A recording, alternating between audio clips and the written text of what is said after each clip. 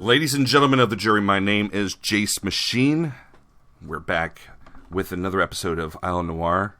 I'm here with Chaos. Hey, Chaos. Hello. And Grant Red. What's up, buddy? Hi. So, this is another episode where the sound had gone bad. I don't know what was going on, but in my transition to try to fix it, I made it worse. And at this point, not even you guys could be heard. And so we are watching a ×2 sped up version of things so that Fantasy Grounds looks super smooth. And I've also cut out a lot of boring stuff. So to pick up where we last left off, you guys had just finished talking to the tree that thought he was a man. Mm-hmm. And as you guys were leaving, you guys walked across a hand-drawn ramp or whatever into the center room of the greenhouse again, and here you guys are talking to Nicolette, who was the creepy AI, and Ziggy is now being played by Grant. And you guys, you guys left Grant's character Ziggy in the truck or in the Humvee. So here he is being told to go back by Chaos. Do you remember this moment? A little bit. You know, it has been a few months. Now, Grant, what was how were you trying to portray the character? Because you were really trying not to talk. What was so? The first thing I did was look at the stats and realize baseline. What is this dog good at? And one, he's good at running around, and he's decently smart for a dog. So those are the two things I tried to focus on. He's going to run around and not try to run straight into danger because he's smart. Right. He could probably understand danger. We'd also you started playing Ziggy because playing Fatal was basically push and click, like point and click type of gameplay for you. It wasn't particularly thrilling. My understanding is that, right? Yeah, you didn't create the character. You were filling in and picking up a character. No. Yeah, I was picking up a character that was portrayed as pretty much just the background NPC, so I played him like that. Yeah, we loved the background NPC, but you weren't having fun with him. Ziggy, I think I was like, hey, you want to play a dog character? And you were like, nah. And then I was like, you want to play a psychic dog character? So no, how that conversation went was like, you want to play a dog? I was like, sure, I could just run around and bark. That would be fun. And they're like, it's going to be Ziggy, the smart dog. And I'm like, cool, I could be smart too. And then I think we didn't get the psychic stuff until the second session of me playing him. I think it was set up the first time, but I think it just made sense before because I think there was some conversations in between, and it just kind of seemed to make sense. Because looking back on gameplay, his interactions with the human players didn't contradict human players. You know, with the humans, with the players, his actions didn't contradict him having psychic abilities. He had charm person. Do you remember what else he had? Telepathy. He had a couple of move things around ability. He had one damaging, and the rest was all I'm going to move something around or screw with someone else's mind. So I know I had days and whatnot. Wasn't there an inflict pain thing that you did too at one point? Yeah, that was the only damaging one. Okay, all right. yeah. He was mostly this chill, happy-go-lucky, friendly dog who, because he was picking he was given the ability to pick whatever. Because we built him like a psychic character. I think we used the default psionic class. Was it Battle Mind or did we use the other one? I don't even remember what the class name was off the top of my head, but. The chill, happy-go-lucky dog who could occasionally make your entire body rack in pain because he felt like it. Well, you mistreat the dog. You were not really pissing off Grant, but your character was kind of pissing off Ziggy, and Grant was thinking, "Oh yeah," because I kept using the portal gun. Yes. Yeah, and the portal gun apparently makes a really high-pitched whine for dogs. Like he had to roll, was it will saves or fortitude saves? One of Probably those. fortitude, because it was a hearing thing. Yeah, it was. He had to roll those saves to not like take damage. I think he failed it at one point too. Yeah, he was getting. Like- The dog was getting mad at you. He was like, "Arr." But the portal gun was too useful. It was too useful. Oh, and it looks like we're getting to the blender lab here. Yeah, here's the blender lab. I had started using these tokens at some point, I think a couple of episodes ago, where the tokens ended up being super handy, right? So these tokens were like representative of objects that you'd find security-wise. Mm-hmm. So I didn't have to think too much about how I was going to set up the map. I could just sort of figure it out along the way and put pin pads and cameras up and associated other things like crates or containers. But like the idea was that you guys rolled up on this place and the first doorway was open. You can see I'm sort of like running in here real quick and trying to like swap out actual encounter robots with from the placeholder robots that were there. Like the DM. Oh no, I forgot to do that. Yeah. Oh man, that happens so often. And with Fantasy Grounds, like obviously it encourages you to have stuff set up beforehand, and that's wonderful when you do. So like but with this particular thing, sometimes I forget to come back and be like, oh, I'll set up the encounter, but I don't remember. I think at this point I wasn't sure what would look as like real and what wouldn't. Mm-hmm. So I don't know if I actually placed the pieces right or whatever. I don't know. Yeah. Here you guys are all very carefully moving towards the front. I think at this point we were trying to get Dead Hand to make it so the door couldn't be shut behind us. Not quite yet. Okay. That does come up. I know we did that on one of these doors because it's just like, all right, the door being open, super spooky. Yeah. The first door was open and you guys are like looking down this dark tunnel and you guys shot out the camera that was in here and he's like just checking stuff. And it was the next door. Once he gets this next door open is when he's like, you know what, I'm going to go back and make sure that other door doesn't break either. I'll tell you what, the nice thing about having tokens represent cameras and pin pads and things like that is that you can also create NPC templates that are simple objects with like a DC, or a defense of like 10 or something like that. Or if it's smaller, like a 14 or 12, depending on size. Mm-hmm. And then you just put them on the chart, just like you're looking at here. I didn't do that in this case because I was still sort of working out the concept. But you would just target these things and be able to do damage to them. Sort of like making doors that have like damage, which is not something I've tried yet, but probably stupid complicated to do.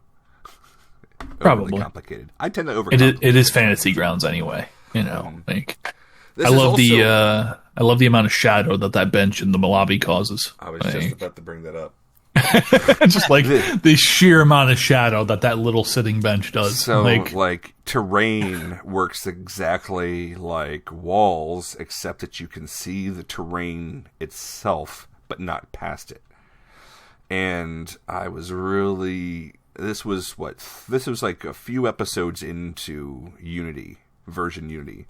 And so we're really sort of learning things at this point. But you guys were really freaked out about that bench because you were recognizing it as maybe like some sort of like shelving unit, maybe, or a bookshelf, or God knows what. Yeah.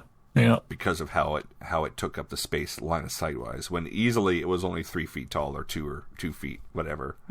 Easily typical bench height, with a big gap underneath it and everything. Yeah, exactly.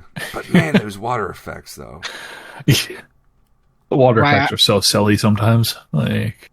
Because it doesn't apply a ripple effect. It applies a ripple to like the entire like water thing. So the water like physically moves. Like this is where Ziggy, like Grant, you had left at this point for the session. So this is like new stuff for you. This is all new to me. Yeah. So here we have Grant's dog Ziggy, the Wonder Dog, being taken over by Triage, the player of Triage. Captain Aggro himself. Captain Aggro himself. Playing a character that's supposed to run in and out of combat. Well, never actually trying to be on frontline. Think about his name, though, guys. Triage is a term used to determine who lives and who dies, like who you can save and who you can't save. Like, everybody's injured, but he's going to pick the people he can save and let the others die. It's a super grim name for a doctor character. Yeah. And it fits with his behavior. Like, it fits very well. Oh, yeah. He was a lot of fun as that character. He tends to play that type of character in general, though. I've GM'd and we've played with with him and other stuff. And oh yeah, it used to drive me insane. Like, oh yeah, used to legitimately make me angry. Like, dude, could you stop?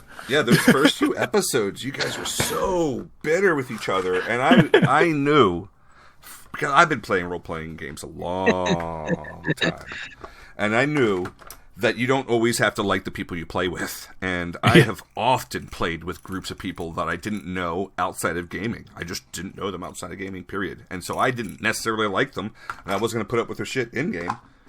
So a few other players' characters may have died because of actions that I may have initiated, but for good reason. That's not necessarily the way people play these days. Things usually were a little bit more cooperative, but I come from a different age. But you guys were legitimately pissed at each other, and I wanted to make sure that it didn't boil over. But at the same time, like, I knew you guys had to hash it out, and I knew it was good for content because at the same time, it played into what your character's personalities as far as what you guys thought of each other. You guys are brand new to each other. You don't know each other. It fit perfectly too, because in character, we weren't a team. No. We were just 4 random asshats who got picked out. And it's just and so, like, playing that role worked out. Like, just the natural drama worked out. You know, and you know, ultimately, in the end, we all learned to be able to, like, put up with each other a lot better. Oh yeah. So, and it worked out too in character. It's like family. Like, we're all like a family of players now, as opposed to just a group of people who play games together. Yeah, Gamble got used to Triage being super aggro and learned to work around it. Like, you know, Dead Hand, super. Speaking of Dead Hand, this is a part that we can start sort of talking about here. Is oh no, this part. Yeah, Dead Hand was. We'll just say that he. Well, okay. So the top. Dead Hand's player, he's a school teacher. And we won't say what school district, we won't say what state, and it doesn't matter. But in his free time, he legally partakes of the devil's lettuce, and sometimes when he games, it partakes a little bit too heavy. Yep. And this was one of those times. This is coming from a person who is habitually on the devil's lettuce. I have my medical card. And I find that it's helped me so much that I'm actually, I told you guys, I was actually interviewing for a job this week. I had 2 interviews this week, which normally, like, maybe 5 or 6 years ago would never possibly even cross my mind to be able to do. So my anxiety is definitely being affected in a positive way. But outside of that, let's get back to the thing here. So yeah, right here, I think Dead Hand leaned over the counter and triggered a robo mine that blew up in his and Gamble's face. That's right, the robo mines, the little ticks, basically. Like they were the size C4 with legs. Yeah, they were toasters with legs, basically. They were toasters with C4 inside, and they would just jump at you and blow up. Classic. And this is where Gamble goes to sit down on the bench because he's like, "Ow." Yeah, I'm sick that of this. Hurt. I'm done. And he's also just like, I'm not going to stand next to Dead Hand anymore. At that point, Dead Hand manages to walk over a counter. Yeah. I was like, you got to roll me a jump at least. I know Fantasy Grounds doesn't care, but I do. Right? It is so true. Fantasy Grounds only cares as much as the GM cares. So that's what I like about it. It's a really good. I really like it as a gaming thing. Is it buggy? Sure. Oh yeah. But it works. And I was able to I do my maps, or at least for this campaign I did a lot of my maps for hand. For the Wheel of Time campaign that follows this, I'm able to use a lot of pre-existing material. But this was completely custom.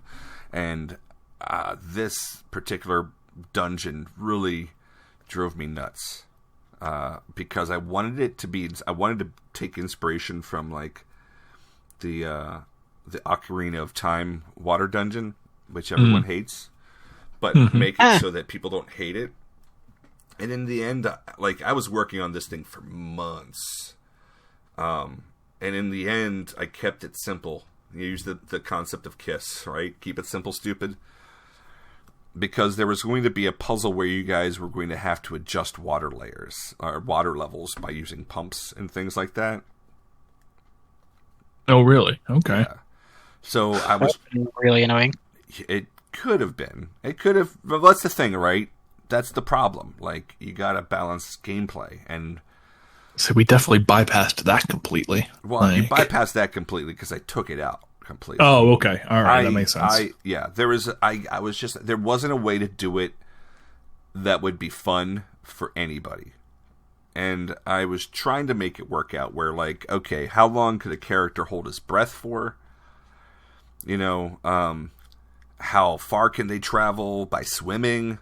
You know, what sort of saves do they need? So I was trying to, like, when I work out some of these encounters, when I'm drawing these maps and creating these maps, for example, you know, it's like, how far can a character run in a turn? So I'll like, okay, most characters can run 6 blocks or walk 6 blocks.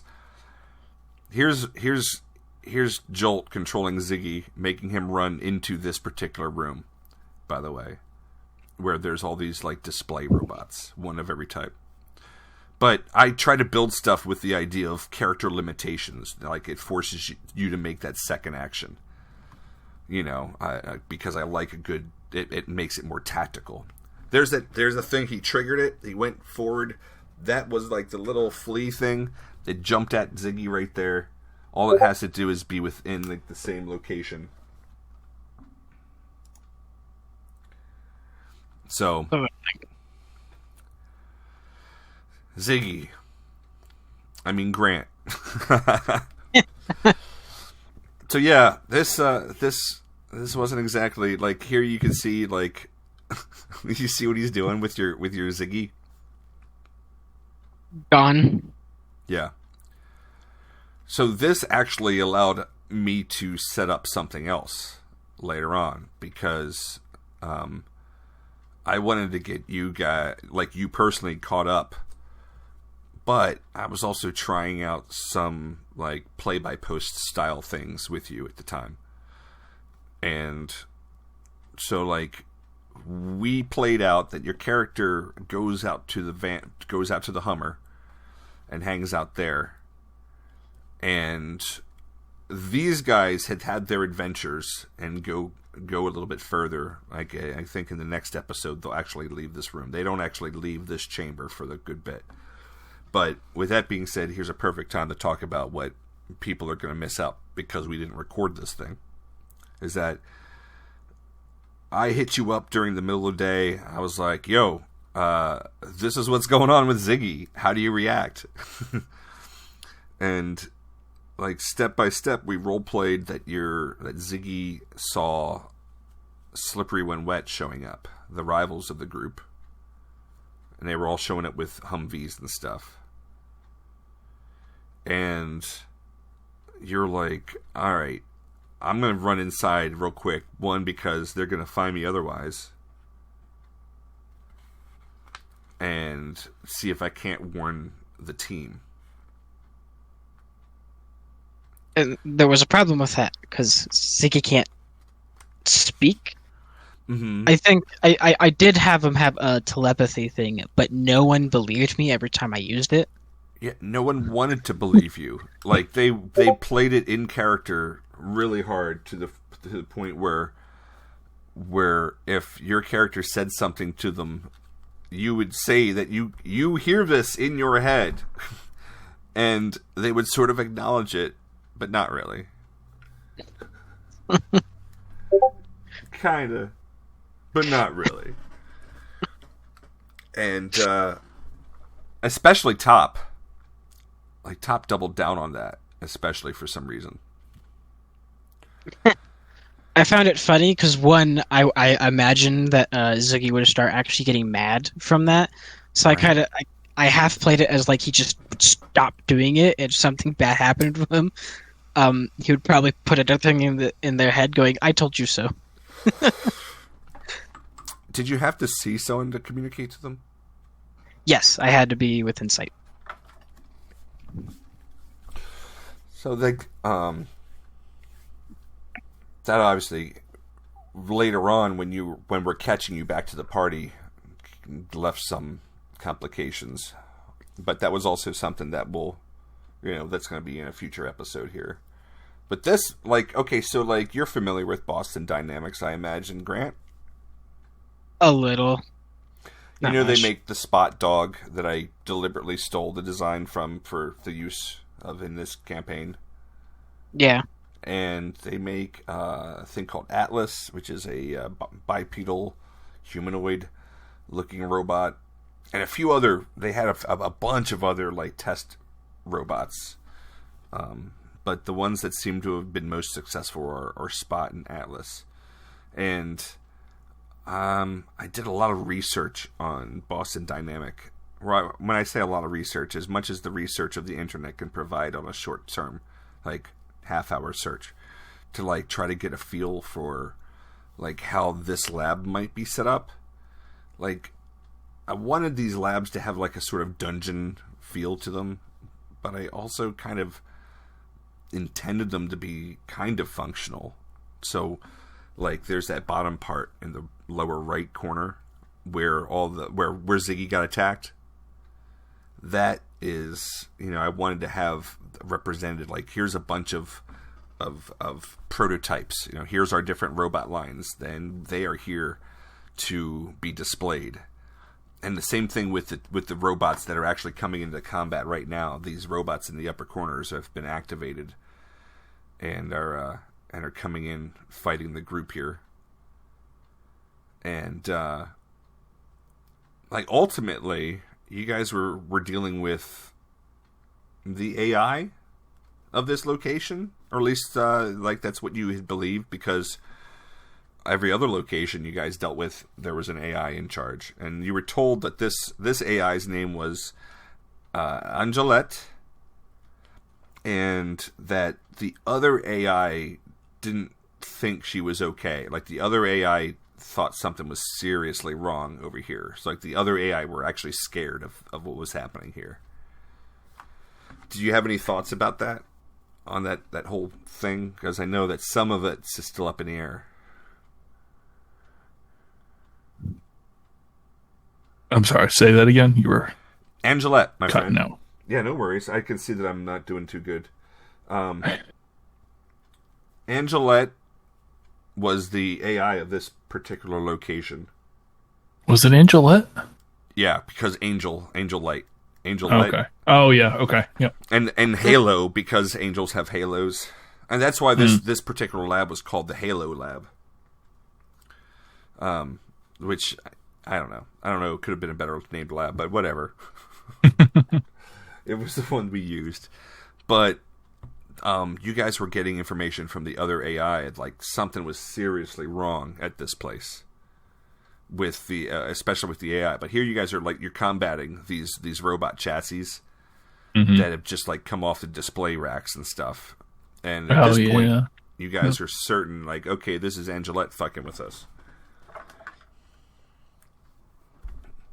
What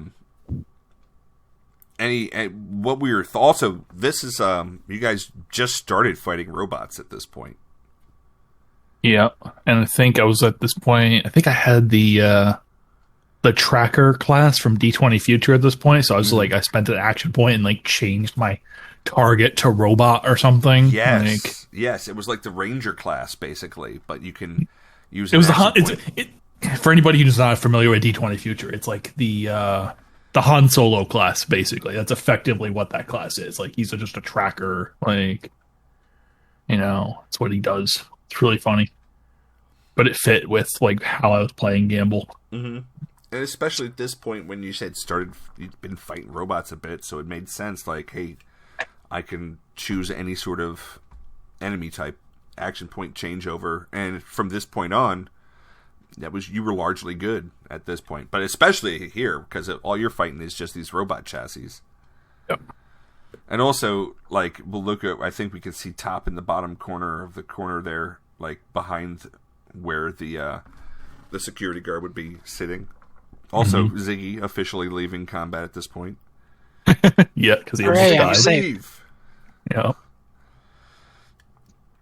Can't remember if there was any debate about that or just like using him as a meat shield, but it's like, no, Ziggy needs to get out of combat. No, there was never any debate about Ziggy being a meat shield. We're just like, get him out of combat. Why is he here? Why is he here?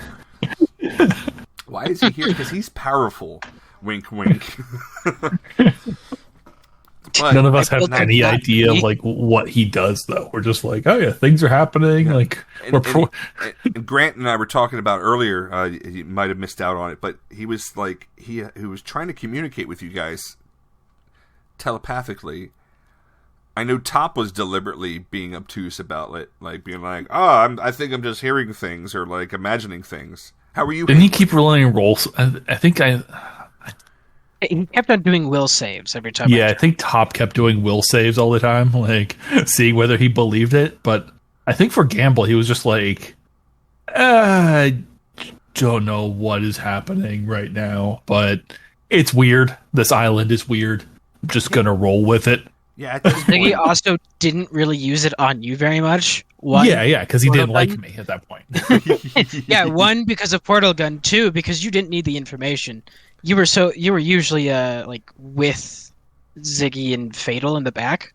Yeah. In fights, so you didn't need the information Ziggy could provide.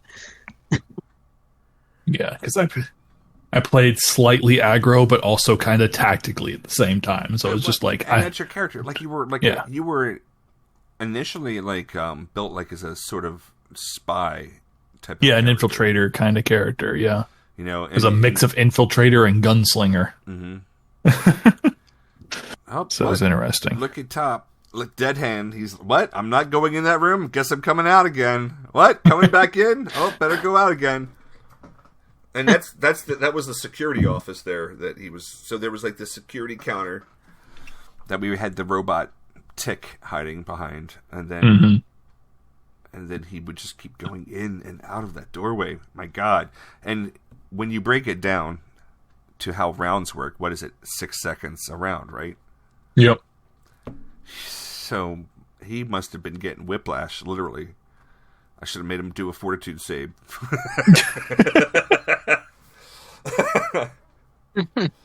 We started fussing at him. It's like, dude, what are you doing? Yeah. Would you just decide if you're going to go in the door or not? He was kind of bad this episode.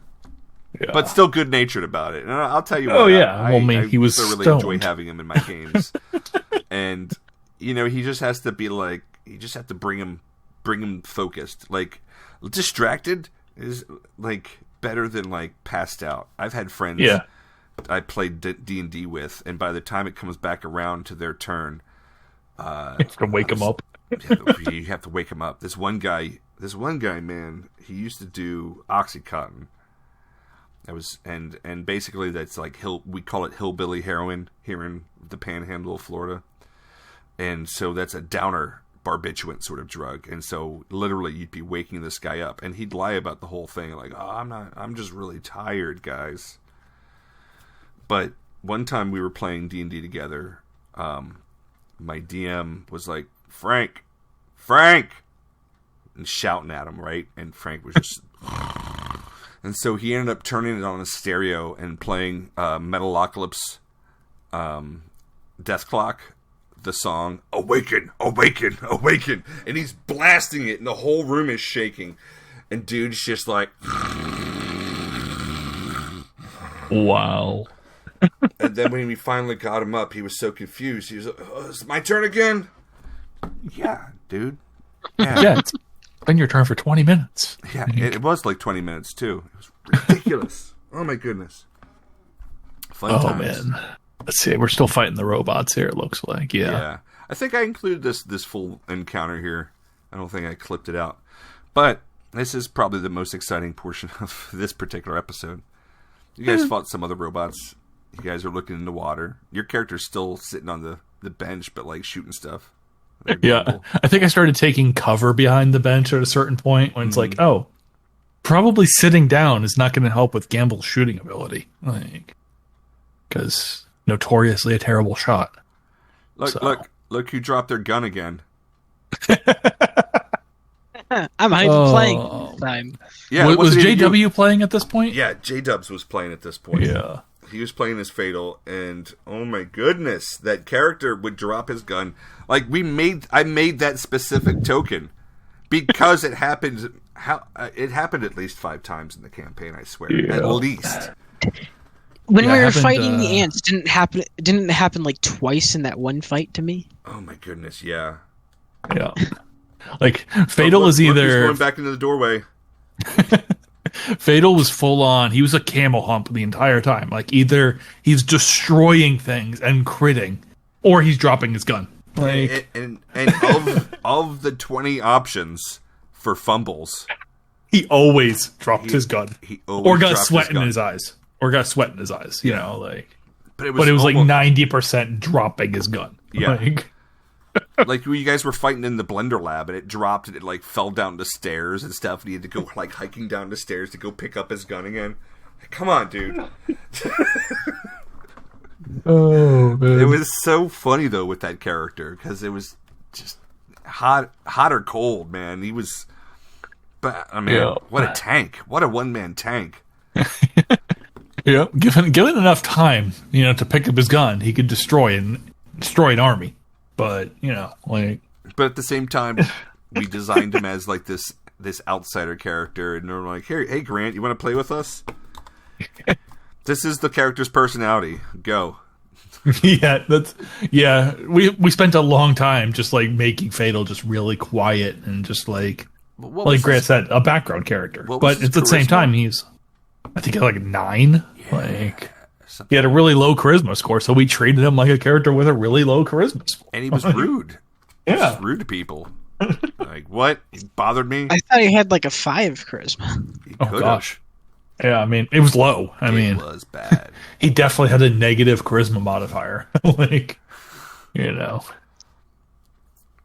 Okay. What a character. I really liked him. I was so bummed finally went in the room. When Grant, you were like, I'm like, are you kidding me? He's a great character. And you're like, Because, so, I come from, when I started playing D&D, I tried a ranger, and I didn't like it. So I switched to a sorcerer, and I realized that I really like spellcasting. Because in between turns, I get to read all these different spells and decide what to do. Yeah, I get like a different choice every single time and whatnot. And so when you put me on Fatal, it felt like I was playing that Ranger again. It was where I would you were having, pop like, out fire, go back into flashbacks. Go back. And it felt like, yeah, I have no danger. I'm just in the back shooting things. And my choices during combat are, do I move here? Do I move somewhere else? And what do I shoot? That was it. It felt like. Which isn't a lot of good for a person who really derives pleasure from spellcasters. Yeah. Well, you know, playing in one of our other campaigns, you know, we've seen the crazy firecaster that you like to play. So it's like, all right, now we know what type of character Grant likes to play. He likes to play spellcasters. What do? I cast fireball that thing. What's Deadhand up to right here?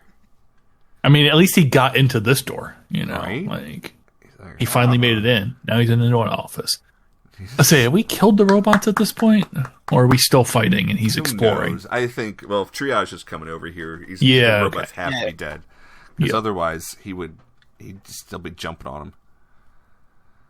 I do have to ask, could have Dead Hand, if he wasn't so high, shut off the robots instead of running through the doors repeatedly?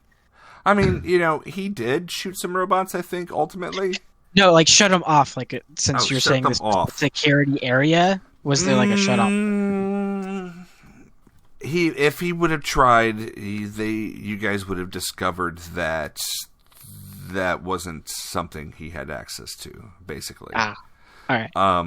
At this point, you guys are operating on the assumption that the AI is just a normal AI, but it wasn't. At this point, have you guys ever heard of a movie from like 1994 or 97 or something like that called Virus? Nope. But I was barely a sentient being.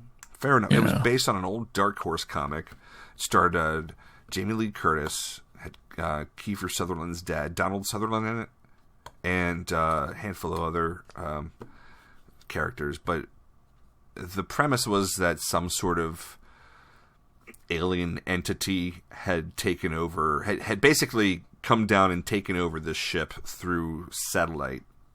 It was weird.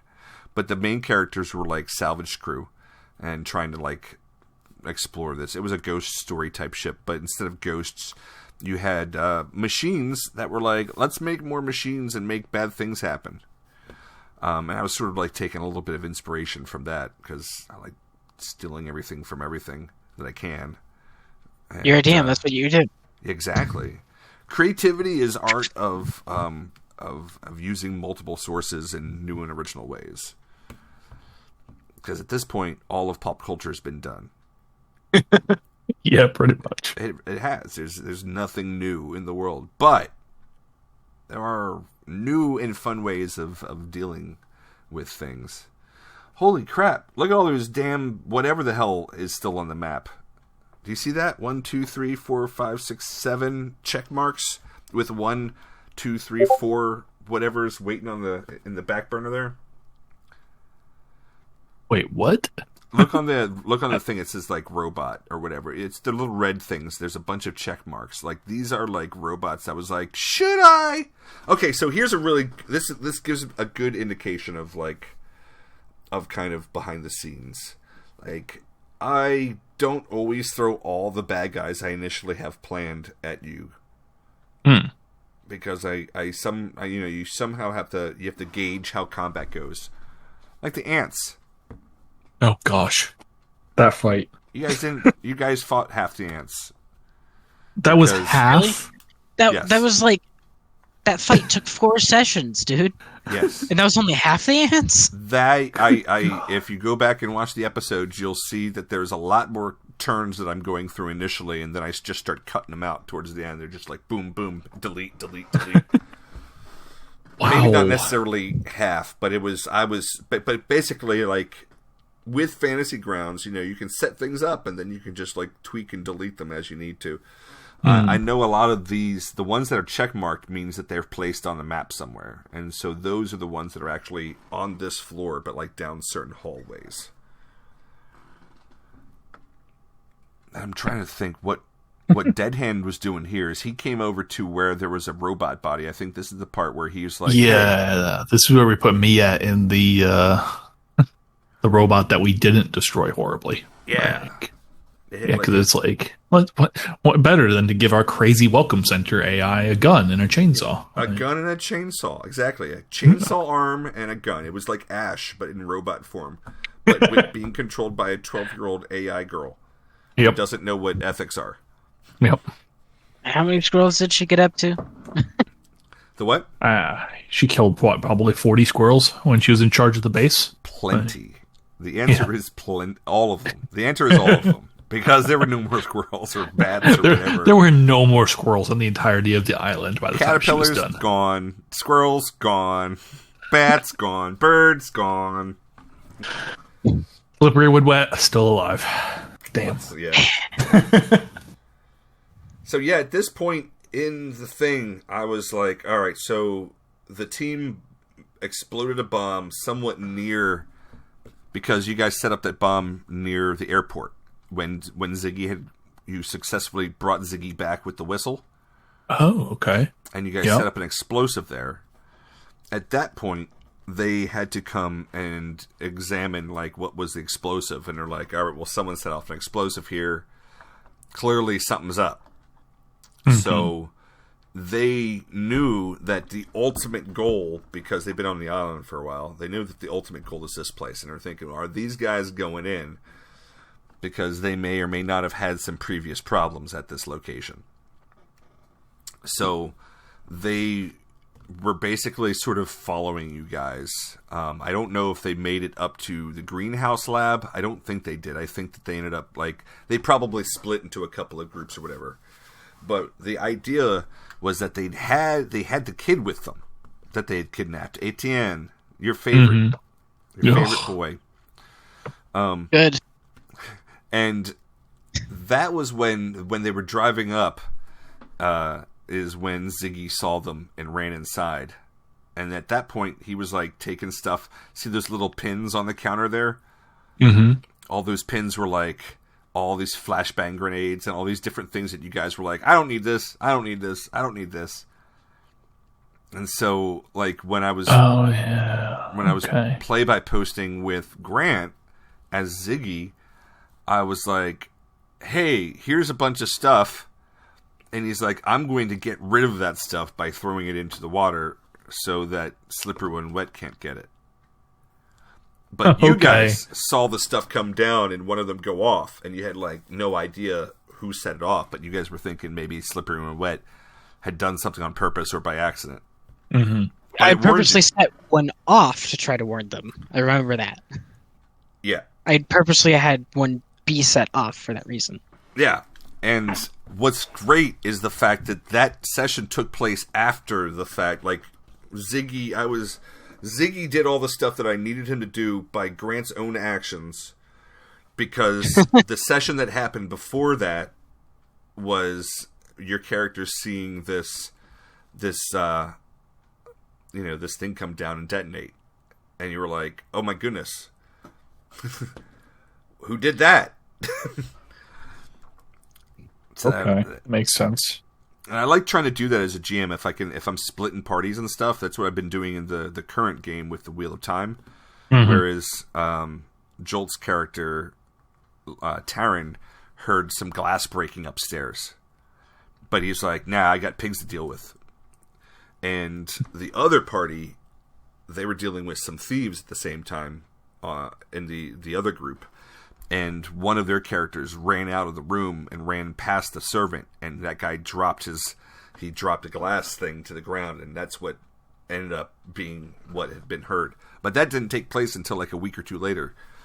But I'm always I set stuff up, and I try to look for opportunities where I can, like, slip this thing in here, where it sort of ties things together. Makes sense. It makes me seem smarter than I am. So at that point, like, how far off was Slippery When Wet of, like, getting to us? Like, you guys right here, these guys were still driving towards the place. Like, Ziggy was perfectly happy inside the thing. And Grant, I'm not sure, but you weren't able to make, like, the next session or something like that. Yeah, it was a couple sessions. I don't remember what I had going on, but yeah, he wasn't able to, like, he's been sitting in the car for a while, so it gave us a lot of opportunity. I think there was another session before he came back. And so basically we role-played off to the side what happened during the session, this next session. So, like, next episode, Grant won't be a part of it, but you guys knowing who are watching this, that we role-played his character having stuff happening in the background, and then he'll meet up with the group.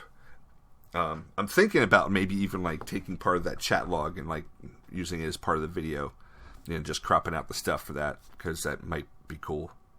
We'll see. You'd have to scroll up pretty far. Yeah. There's a lot of stuff that will be time between that. Yeah, it's been months. Gosh. And we talk a lot. I can't wait till we get back to it, because for anybody who's keeping up, the end of this campaign is bonkers. Like, the stakes get raised pretty damn high, and it goes super off the wall. Like, so who knows what'll happen, and that's the thing. Like, will you guys be able to survive to have the Christmas episode?